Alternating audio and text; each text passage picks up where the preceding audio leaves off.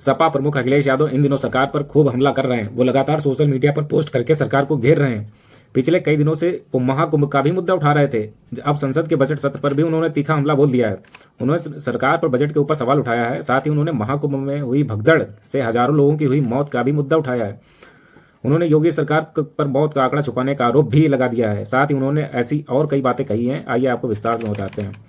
सपा प्रमुख अखिलेश यादव ने कहा है कि चांद पर पहुंचाने का क्या फायदा, जिन्हें जमीन की समस्या ना दिखाई दे रही हो वो भला चांद पर क्या करेंगे जाके। कुंभ में अव्यवस्था से तमाम सनातनियों को दुख हुआ है। जाम हटाने के लिए दो सीएम लगाने पड़े। लोगों के दुख तकलीफ के कारण इन्हें संगठन ऐसे लोगों की मदद अपील करनी पड़ी कि हमारी मदद कर दो आके कुंभ में। उन्होंने ये भी कहा है कि डिजिटल इंडिया की बात करते हैं ये योगी, लेकिन कुंभ में कितने लोगों की जान गई और खो गए इसका आंकड़ा नहीं दे पाए अभी तक। सपा सुप्रीमो अखिलेश यादव ने लोकसभा में बजट का भी विरोध किया और कहा कि ये बजट टारगेटेड बजट है, ये बजट पॉडकास्ट है, फेक है, उन लोगों के लिए है जो अखिलेश यादव ने महाकुंभ भगदड़ और जाम की बनी स्थिति को लेकर आज संसद में सरकार को जमकर सुनाया है। इसी दौरान उन्होंने अखबारों में छपे एक विज्ञापन को लेकर सरकार को खूब घेरा है। योगी मुंह बनाते खड़े रहे संसद में। लोकसभा में सपा सांसद अखिलेश यादव ने आज एक विज्ञापन का मुद्दा उठाया। उन्होंने कहा कि एक दिन मैंने अंग्रेजी अखबार देखा और पिछले पन्ने पर विज्ञापन था और उसमें जो तस्वीर थी उसमें एक जानवर बना हुआ था। तंज कसते हुए उन्होंने कहा कि मुझे पहचान में नहीं आ रहा था कि वो कौन सा जानवर है, शायद वो गधा ही रहा होगा। वो जेल के अंदर है, मेरा मन नहीं माना। मैंने उसी दिन सरकार को जगाने के लिए लिखा एक पत्र। अखिलेश ने आगे कहा कि आज मैं सरकार के माध्यम से जानना चाहता हूं कि डिजिटल इंडिया करते करते साइबर क्राइम, साइबर लूट और डिजिटल अरेस्ट कितना बढ़ गया है। अखिलेश यादव ने प्रयागराज महाकुंभ में आने जाने वाले श्रद्धालुओं की असुविधा के लिए भाजपा सरकार को जिम्मेदार ठहराया है, क्योंकि सत्ता में तो भाजपा ही है। सरकार भाजपा जो महाकुंभ हादसे में हुई मौतों और महाकुंभ आने जाने के दौरान हुई सभी दुर्घटनाओं में जान गंवाने वाले श्रद्धालुओं की जानकारी कर प्रत्येक को 50-50 लाख रुपए देने का मुआवजा भी बताया है।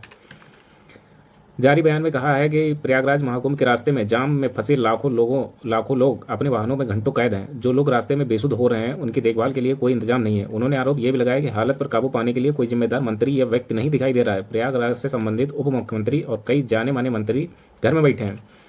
जो सिपाही व चतुर्थ श्रेणी के कर्मचारी दिन रात डटे हैं, ड्यूटी कर रहे हैं, उनके भोजन पानी की कोई व्यवस्था नहीं हो पा रही है, उनको भोजन नहीं मिल रहा है। अधिकारी कमरों में बैठकर हवा खा रहे हैं। प्रयागराज में चारों ओर जाम से खाने पीने के सामान, मसाले, दवा, पेट्रोल, डीजल, पेट्रोल आपूर्ति नहीं हो पा रही है। ये बहुत बड़ी गंभीर समस्या है। इस समस्या को देखते हुए प्रदेश में वाहनों को टोल फ्री किया जाना चाहिए। इससे यात्रा की बाधा में कमी आएगी और जाम का संकट भी हटेगा। जब फिल्मों का मनोरंजन करते मुक्त किया जा सकता है तो महाकुंभ के महापर्व पर गाड़ियों को कर मुक्त क्यों नहीं किया जा सकता।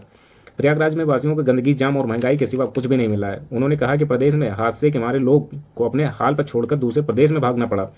कोई विदेश चला गया तो कोई गंभीर समस्या में है। प्रयागराज में आयोजित महाकुंभ की व्यवस्थाओं पर सवाल उठाने पर उप मुख्यमंत्री केशव प्रसाद मौर्य ने करारा जवाब दिया। उन्होंने कहा कि हिंदू समाज की आस्था के पर्व पर सवाल उठाना सपा अध्यक्ष की संकीर्ण मानसिकता का घोतक है। अखिलेश यादव को भयंकर गुस्सा आ गया। महाकुंभ को लेकर अंकलन प्रलंग बंद करने की सलाह देते हुए कहा कि अपनी राजनीति अपने घर में ही रखना। अपने एक्स हैंडल के जरिए अखिलेश पर निशाना साधते हुए केशव ने बोला है कि विदेश से श्रद्धालु अपनी आस्था के चलते खुद प्रयागराज पहुंचकर पवित्र संगम में डुबकी लगा रहे हैं। सरकार और भाजपा पूरे भाव से दिन रात उनकी सेवा में जुटी हुई है। अखिलेश यादव ने कहा कि ये सब झूठ है, ढोंग है। मिल्कीपुर उपचुनाव में हुई कथित धांधली को लेकर समाजवादी पार्टी का विरोध प्रदर्शन अभी भी जारी है। इस कड़ी पर सपा कार्यकर्ताओं ने वाराणसी में कफन के साथ केंद्रीय चुनाव आयोग का पिंडदान भी कर दिया है। इससे पहले पार्टी प्रमुख अखिलेश यादव ने कहा था कि चुनाव आयोग मर गया है और उसको सफेद कपड़ा भेंट दे देना चाहिए और उसको पहना देना चाहिए। दरअसल मिल्कीपुर में हुए मतदान के दौरान से ही सपा, चुनाव आयोग, अयोध्या पुलिस प्रशासन और बीजेपी पर हमलावर है। सपा का आरोप है कि मिल्कीपुर में फर्जी तरीके से बीजेपी के पक्ष में मतदान कराया गया, उनके लोगों को वोट डालने से रोका गया। हालांकि सपा के धांधली वाले सभी आरोपों को स्थानीय प्रशासन ने खारिज कभी नहीं किया है। प्रयागराज में आयोजित महाकुंभ में श्रद्धालुओं को दिक्कत का सामना लगातार करना पड़ रहा है। वहां पहुंच रहे लोगों को हालत देखकर पूरे प्रदेश के पूर्व मुख्यमंत्री अखिलेश यादव लगातार शासन प्रशासन पर सवाल उठा रहे हैं। साथ ही उन्हें नाकाम भी बता रहे हैं कि नाकाम सरकार है, निकम्मी सरकार है। अखिलेश यादव ने यूपी में डबल इंजन सरकार पर निशाना साध रहे हैं। समाजवादी पार्टी के एक्स पर पोस्ट पर मुताबिक अखिलेश यादव ने कहा है कि बनारस में जो ट्रेन का इंजन होता है, जहां ड्राइवर चलता है, उसमें श्रद्धालु चले गए। सुनने में आया है कि कुछ स्टेशन बंद भी कर दिए गए। लोग रात भर इंतजार करते रहे कि ट्रेन अब आएगी, लेकिन डिवाइडर पर बैठे रहे। इनका कोई इंतजाम नहीं किया गया। श्रद्धालुओं को हो रही असुविधा के लिए लगातार आवाज उठा रहे अखिलेश यादव आए दिन सोशल मीडिया एक्स पर पोस्ट करते रहे हैं। उन्होंने बीते दिन पोस्ट किया है कि जाम में फंसे लोग अपने वाहन में घंटों से कैद हैं। दैनंदिनी जरूरतों के लिए महिलाओं तक के लिए कोई स्थान नहीं मिला। जो लोग रास्ते में बेसुध हो रहे हैं उनकी देखभाल का भी कोई इंतजाम नहीं है। श्रद्धालुओं के मोबाइल फोन में बैटरी तक खत्म हो गई है जाम में फंसे, जिससे उनका अपने लोगों से संपर्क भी टूट गया है। अपने घर वालों से भी नहीं बात कर पा रहे हैं कि मैं कहाँ हूँ या कहाँ पे हूँ, बता भी नहीं पा रहे हैं।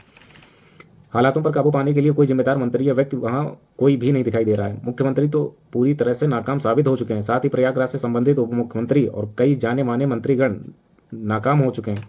जिन्हें जनता के बीच होना चाहिए था वो घर में बैठे हैं। जो सिपाही चतुर्थ श्रेणी के कर्मचारी और सफाई कर्मी दिन रात निष्ठापूर्वक भूखे प्यासे डटे हैं, धूप में खड़े हैं, उनके भोजन पानी की भी व्यवस्था सरकार नहीं कर पा रही है।